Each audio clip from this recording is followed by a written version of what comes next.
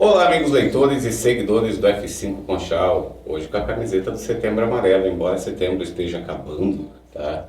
Mas o assunto continua, porque não se deve falar apenas no mês de setembro. O mês de setembro ele se consolida pela campanha, né? É o mês que marca, até porque dentro de setembro tem a data de prevenção ao suicídio, data essa mundial, né? Mas o F5 vai continuar falando sobre o assunto e hoje eu estou aqui com o Mike, ele que é psicólogo e atende na rede pública aqui no município de Conchal, acredito que eu em outros lugares também, né? E nós vamos conversar um pouco a respeito dessa prevenção, desse trabalho que ele faz como psicólogo e, é claro, respondendo e tirando algumas dúvidas que leitores que nos acompanham há anos nos enviaram aí via WhatsApp pedindo para que fossem feitas essas perguntas, né? Tudo bem, Mike? Tudo ótimo, bom dia a todos, um prazer estar aqui. Eu acho que é um tema mais que importante a gente estar debatendo, não somente em setembro, né? Mas em relação a todo o processo que nós enfrentamos diariamente, tendo em vista também o processo pós-pandemia, um marco histórico para a gente, para a nossa saúde mental também. Mike, a primeira pergunta seria a seguinte: quais são os principais sinais de alerta comportamentais e emocionais que podem indicar o risco ao suicídio? Sim. Nós que trabalhamos com saúde mental, a gente percebe que quando se tem uma tristeza profunda, né, um tipo de sintoma que dura aí durante 2, 3 semanas, algumas questões que são mal elaboradas, como luto, dificuldade em dormir, o excesso tanto em relação ao uso de substâncias, aos jogos, ao excesso de comer também. Alguns sinais são mais alarmantes, digamos assim, mas tem alguns que são mais implícitos, né, que não dá para identificar logo de cara. E o processo terapêutico é que dá margem a isso. Então, qualquer sinal que a pessoa consiga identificar em si mesma já é um ótimo caminho para que a gente possa ajudá-la de uma melhor forma. Tá. Nós temos uma leitora que é claro que o nome dela não vai ser identificado, né? A gente não vai falar, não vai fazer essa exposição, obviamente. Sim. E ela, após os primeiros vídeos que surgiram, né, que nós fizemos da Tatiane com a Regina, né? Isso. E ela entrou em contato e falou: Giana, olha, a minha filha, ela tinha o hábito de se cortar, né? Cortar o braço e tal. E eu percebi isso. Eu não sei em qual momento ela disse, né, se foi tarde ou se foi cedo, mas ela começou a prestar atenção que a menina passou a usar constantemente blusas de manga comprida para poder esconder isso, né?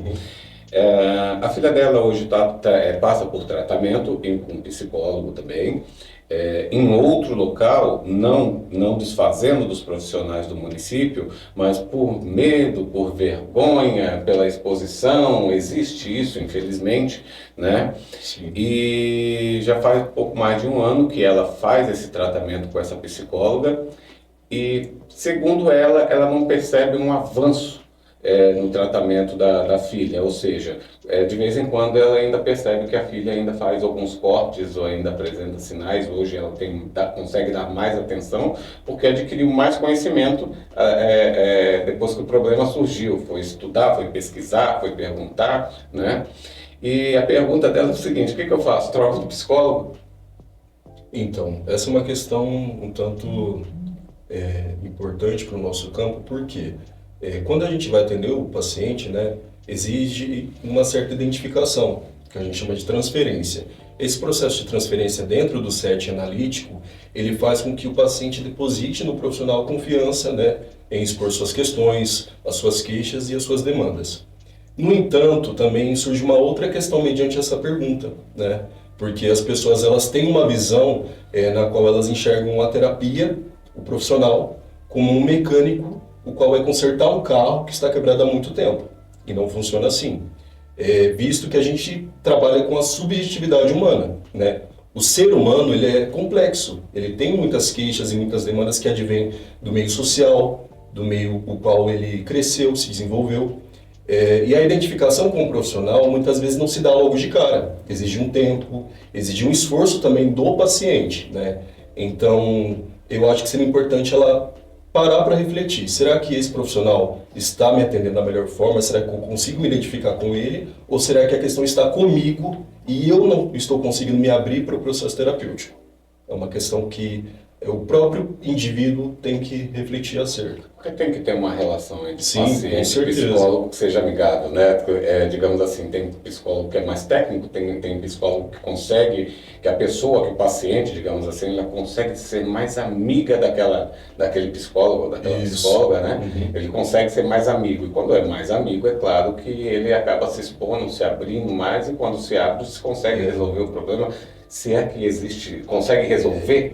Lembrando que, assim, quando a gente fala dessa questão de amizade com o profissional, não é bem dessa forma. Não, amizade que eu digo não no sentido de... eu digo no sentido de uma identificação, uma boa relação entre profissional e igual o médico, entendeu? Você não vai para a mesa fazer uma cirurgia, duvido que a pessoa vá sem antes pesquisar quem é o médico que vai meter a faca nela, vamos dizer assim, entendeu? Então tem que ter uma certa confiança. Exatamente. Né? E esse processo ele é construído. Muitas vezes a gente logo de cara se dá bem com aquele médico, mas às vezes a gente fica com um pouco de receio também. Faz esse processo de pesquisar, de procurar conhecer, de dar oportunidade para esse profissional fazer o trabalho dele da melhor forma possível, né? Certo. Mas como diferenciar a tristeza passageira de um quadro de depressão que requer acompanhamento profissional?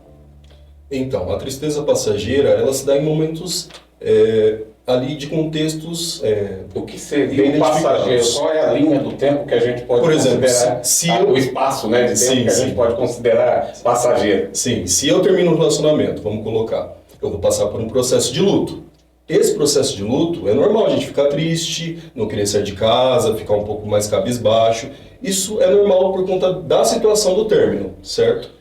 Agora, se eu perdi uma pessoa da família muito próximo a mim, que eu tinha uma identificação enorme, e essa tristeza não passa durante 1, 2, 3, 4 meses, 5 meses, e começa a ter prejuízos na vida social, no trabalho, nos relacionamentos. Isso já indica que algo está errado, né? E aí sim, já é um sinal de alerta para que a pessoa busque ajuda. Certo. Qual a relação entre os transtornos mentais, como depressão, ansiedade e bipolaridade? Bipolaridade? Bipolaridade, escrevi errado aqui. E o risco de suicídio? Qual a relação entre os três e o risco de suicídio entre elas? Então, os três, eles mexem muito com a percepção do mundo, da minha colocação no mundo, do mundo ao meu redor e do meu papel nesse mundo no qual eu estou, né? Quando a gente começa a enxergar o mundo de uma forma mais distorcida, quando a nossa percepção da realidade ela é modificada, no caso desses transtornos, isso acaba reverberando numa busca de solucionar aquele problema como um escape, né? Se eu estou sofrendo demais, eu quero parar de sofrer, né? O suicídio ele acaba sendo ali uma porta interessante nesses momentos de confusão. No entanto, quando a gente pensa também acerca dos transtornos mentais e de toda essa complexidade, a gente tem que entender que hoje em dia nós temos um arcabouço teórico de profissionais de vasta informação que é muito mais viável a gente estar buscando do que se basear apenas em vídeos e informações que não tem muito fundamento ali, né? Para esses tipos de tratamento e essas questões da saúde mental. Hoje em dia nós temos o CAPS, né, que é um serviço substitutivo. Que inclusive ele atende lá. Exato. Aqui em Conchal. Sim. Que é um serviço substitutivo dos antigos manicômios, né? E o CAPS ele surgiu com esse intuito de dar vazão e abertura para esse campo no qual as pessoas estão sofrendo, mas não conseguem ali lidar sozinhas com seus sofrimentos. E dentro do CAPS, nós temos as especialidades, nós temos um trabalho em uma equipe multiprofissional, né, composta por psicólogos, psiquiatras, assistente social, enfermeiros, técnicos de enfermagem. E todo esse processo, toda essa equipe é justamente para dar essa assistência para esses tipos de questões que você mencionou. Então, esses três tipos de transtornos e de questões mentais, eles têm em comum essa busca imediatista de querer parar de sofrer. Bom, levando em consideração a dúvida da nossa leitura que eu coloquei agora de pouco, tá? O que chama a atenção, ela foi buscar um psicólogo em outro local por vergonha, por receio, ela preferiu isso. Tá? Sim. Isso para a filha, é claro que deve ter havido um entendimento entre elas, talvez a filha mesmo tenha pedido, né? Isso é comum?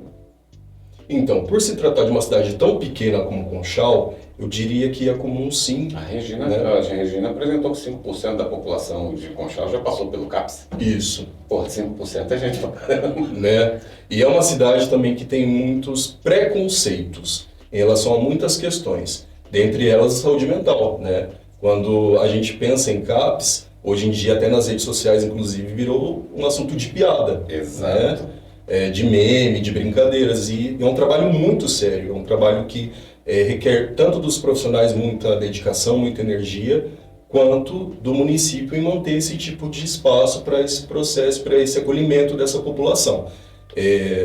Voltando à questão, como Conchal tem esses preconceitos, as pessoas têm esse receio, né? Será que eu vou aparecer no CAPS e alguém vai sair falando que eu passei lá, que eu passei com um profissional X, que eu estou passando por uma situação Me viro lá. que está ali me constrangendo? Então, acho que é uma busca que faz parte desse contexto, né, da cidade pequena, mas também é uma questão para a gente também refletir acerca do que a gente está propagando no meio dessa cidade. Será que a gente está dando importância devida a esse trabalho? Será que a gente está valorizando esses profissionais que trabalham com essa população? É importante também, e eu acho que é válido aqui estar colocando, o quanto que o CAPS em Conchal está até sobrecarregado, com tanta demanda, né? Eu estou lá há 4 anos, a Raquel está há 3 anos, e nós percebemos nesse tempo nesse período que nós chegamos no CAPS, o quanto que a cidade está adoecida. A cidade está adoecendo cada vez mais. Acho que é importante os políticos se atentarem a isso também, sobre dar espaço para como esse, né, que nós estamos hoje, para que a gente possa falar e abarcar mais essas questões. Você tem razão e é visível, é perceptível, pelo menos para a gente que está no trabalho da comunicação, conversa com muita gente, recebe muita mensagem, né? E a gente tem essa percepção, inclusive a gente já chegou até a conversar com alguns vereadores que eles precisam estudar um pouco melhor essa situação que a gente está vivendo, porque a gente vê o reflexo. Eu acho que pelo desgaste, pelo excesso de trabalho, ou pelos problemas naturais que todo mundo tem na vida e acaba levando para dentro do serviço, a gente vê isso muito dentro do funcionalismo público. Com certeza. E hoje, pelo menos, não que a gente tenha conhecimento, me corrija se eu estiver errado, não existe um trabalho que é feito exclusivamente para poder como eu poderia dizer, atender esses funcionários, chegar neles, identificar, tá, se eles têm uma necessidade. E, por óbvio, tá, a gente vê aqui, sem citar nomes, né, a gente vê vários funcionários que se manifestam em diversos assuntos, não apenas políticos ou administrativos, se manifestam em redes sociais, e só pelos comentários ou pelas manifestações você consegue perceber que aquela pessoa não está, digamos, não está bem. Né? Então eu acho que teria que ter alguma coisa nesse sentido, e nós já chegamos a conversar com alguns vereadores, possivelmente aí num breve futuro alguns vão estar falando a respeito disso. Como funciona? Porque o CAPS, pessoal, eles não atendem só pessoas depressivas com suspeita de suicídio, tá? Eles atendem muita coisa. Então eu queria que você falasse um pouquinho do trabalho do CAPS em Conchal, do trabalho de vocês, tá? Além do que a gente está discutindo, que é a prevenção ao suicídio. Sim. Como eu disse, o CAPS é um serviço substitutivo dos antigos manicômios, né? E nós atendemos os transtornos severos e persistentes. E também seriam os severos e persistentes? Esquizofrenia, bipolaridade, né? Uma depressão maior, quadros que têm um grau maior de gravidade, digamos assim, de peso, assim, para que a pessoa possa lidar. E esses quadros exigem também uma medicação, um monitoramento dessa medicação e como eu disse, toda uma equipe ali em prol de fornecer o melhor cuidado. Além dessa questão dos transtornos severos e persistentes, nós temos a questão do álcool e da droga, que também é um grande alarde para nós que atendemos, porque é uma população, é uma demanda, uma queixa que cresce diariamente com o Conchal, né? Nós temos inúmeros pacientes que lidam com a questão do uso e da adicção, e por sua vez exige também um trabalho muito afunilado em prol de encontro a raiz dessas questões, do que está levando a pessoa a fazer uso da substância. Como é feito essa triagem? Elas passam pelo assistente, que depois vai para o psicólogo, que... Então, nós temos um tipo de trabalho que se chama acolhimento. O acolhimento ele funciona das 7 horas às 3h30 da tarde. De forma discreta. Né, de forma discreta, o paciente chega lá com o RG, o CPF, o cartão do SUS. Quando se trata de uma demanda espontânea, na questão de álcool e de droga, funciona dessa forma. O paciente pode chegar lá, a gente vai receber da melhor forma possível, sempre com base no sigilo e na ética, né, em prol de atendê-los. Agora, quando se trata de outras questões atreladas à questão de saúde mental em si, como os transtornos mentais, normalmente eles chegam através de encaminhamentos médicos. Então, eles passam pela UBS, que é a porta de entrada, ou hospital mesmo, e chegam através desse encaminhamento para a gente. Certo. Quebrando barreiras, porque as pessoas, primeiro elas confundem o psicólogo com o psiquiatra, né? Eu gostaria que você explicasse aí a diferença. E já na sequência, você já pode responder a segunda, porque as pessoas falam, eu não vou no psicólogo, eu não vou no psiquiatra, eu não tô louco, eu não tô... Eu acho que o preconceito já começa a partir daí, né? Então, só para quebrar isso, porque eu tenho certeza que você faz, que ela faz, que todo psicólogo vai no psicólogo. Sim, vai, pronto, sim. já começa por aí. Então responde aí a primeira. Tá. A diferença básica entre o psicólogo e o psiquiatra é que o psicólogo ele vai trabalhar as questões emocionais, aquilo que está implícito no indivíduo, né, que ele não consegue manifestar. Muitas vezes vivências, traumas e questões que ele não conseguiu elaborar durante a vida dele, né? Então são questões mais abstratas.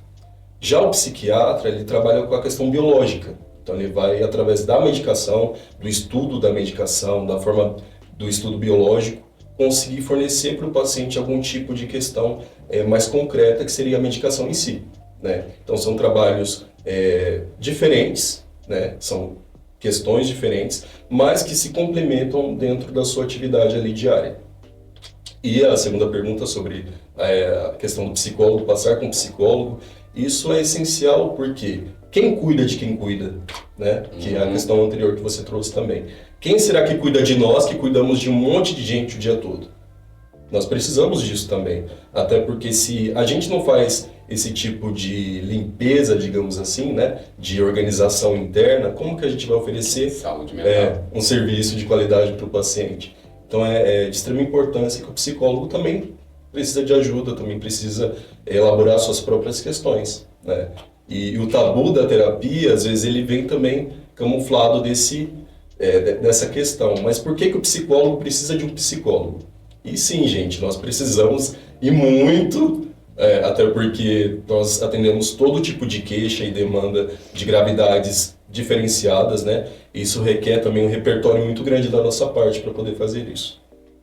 Parabéns. Bom, Mike, eu quero agradecer a presença sua, mas antes de terminar, eu quero que você deixe um recado aí, aonde que deve procurar, quem deve procurar, como deve procurar. Sim. Bom, se você identifica que você está passando por alguma questão, né, emocional, ou mesmo de uso de substâncias, ou conhece alguém que está nesse momento, é importante vocês saberem que existe esse tipo de serviço em Conchal, esse equipamento.